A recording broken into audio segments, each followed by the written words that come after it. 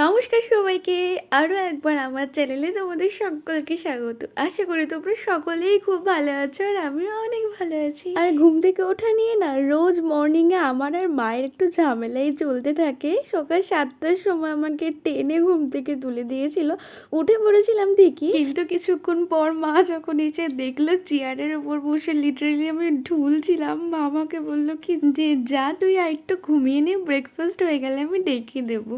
তো ঘুম থেকে উঠে দেখি আজকে মা আমার ফেভারিট ডিম টোস্ট করছে। দেখে তো আমার মনটা ফুরফুরে হয়ে গেল, কারণ ডিম টোস্ট খেতে আমার ভীষণ ভালো লাগে। আর এটা করেছিল ব্রাউন ব্রেড দিয়ে। খাওয়া দাওয়া কমপ্লিট করে গিয়ে দেখি যে একটাও জলের বোতলের ভেতরে জল নেই। তার জন্য মা বলল তুই তাহলে কয়েকটা জলের বোতলে জল ভর, আমি তাহলে রান্নাগুলো কমপ্লিট করে নিই। সেখানেই মায়ের সাথে কথা বলতে বলতে অনেকগুলো বোতলেই জল ভরা হয়ে গেছিলো। এমনিতে আমার জল ভরতে তেমন একটা ভালো লাগে না।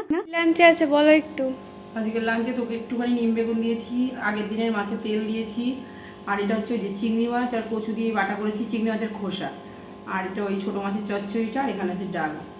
আমি শুধু এইটা বাদ দিয়ে আমিও নিয়েছি সব কিছু। তো আজকে লাঞ্চ মেনুতে কী কী ছিল সেটা মায়ের মুখ থেকে শুনে নিলে। আসলে আমি শুধু খাওয়ার দরকার খাইস, এখনও সব কিছুর নাম জানি না, তার জন্য মাকে দিয়ে আমি বলিয়ে নিলাম। আর আজকে লাঞ্চ কমপ্লিট করে মা খেয়েছিল ওয়াটারমেলন জুস আর আমি খেয়েছিলাম টক দই। আর জানো তো, যবে থেকে এক্সাম শেষ হয়েছে আমার ওয়েব সিরিজ দেখা একদম হ্যাবিটে পরিণত হয়েছে। এক্সামের আগে পর্যন্ত জানো তো আমি খেতে বসতে শুতে সব সময় কার্টুন দেখতাম। মা আমাকে তখন বলতো আরে বাবা দুদিন পর তুই এইচএস দিবি, এখন তো কার্টুন দেখা বন্ধ কর।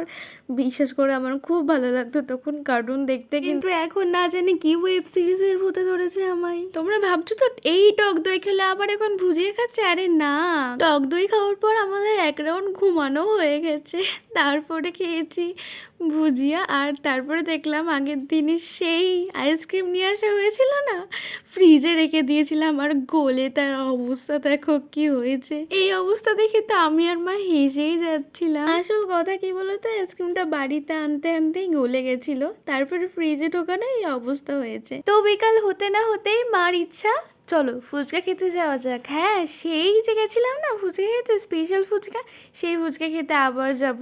তার জন্য মা এখানে আমার চুলটা সুন্দর করে বেঁধে দিচ্ছে। এই দেখো কি সুন্দর বেঁধে দিয়েছে না, ভিডিওটা আবার মাই করে দিয়েছে, করে আবার আমাকে দেখাচ্ছে দেখ আমি কত সুন্দর চুল বেঁধে দিয়েছি। আর আমি সবার আগে বাইরে বেরিয়ে মাকে বলছিলাম যে দেখো তোমার আগে আমি রেডি হয়ে বাইরে বেরিয়েছি, প্রত্যেক দিন যেন আমি লেট করি বলে মা আমাকে বকা দেয়। সেই যে কত কথা আছে আমার আর আমার মায়ের ভেতরে, বলতে গেলে তো একটা ব্লগে কভারই হবে না। সে যাই হোক, বাড়িতে এসে মা আমাকে দুধ চা করে দিয়েছিল। তারপরে রান্নাঘরে ঢুকে দেখি মা এখানে ইউটিউব দেখে কিছু একটা বানাবে বলে তার প্রস্তুতি নিচ্ছে। আমাকে বললো একটু চালের গুঁড়ো দিয়েছে তো, আর আমি সেটুকু করেই চলে এসেছিলাম। মা আমাকে এখানে বলেছিল যে বাবা যে সমস্ত জামা কাপড়গুলো একটু বেশি নোংরা হয় সেগুলোকে গরম জলে দেয়, আর মা এখানে সার্ফ আর গরম জল একবারে মিশিয়েই রেখেছিল। আমাকে শুধু বলেছিল জামা কাপড়গুলো একটু ভিজিয়ে দিতে, আর যে সমস্ত জায়গায় নোংরাগুলো আছে সে সমস্ত জায়গায় ডলে ডলে পরিষ্কার করে দিতে। হ্যাঁ, ডলেও দিয়েছি, পরিষ্কারও হয়েছে ঠিকই, কিন্তু যেই কাজ মা আধ ঘন্টায় করে সেই কাজ কমপ্লিট করতে আমার 1.5 ঘন্টা টাইম লেগেছে। আর আমার হাতের নখগুলোর জন্য এই চিপতে ডলতে ভীষণ প্রবলেম হচ্ছিল, লাস্টের দিকে আমার হাতই ভীষণ ব্যথা হয়ে গেছিলো। আর আজকে রাত্রে আমার পিতাজি বাড়িতে খাবে না, বাবার একটা বিয়ে বাড়ির ইনভিটেশন আছে, তো সেখানেই বাবা যাচ্ছে।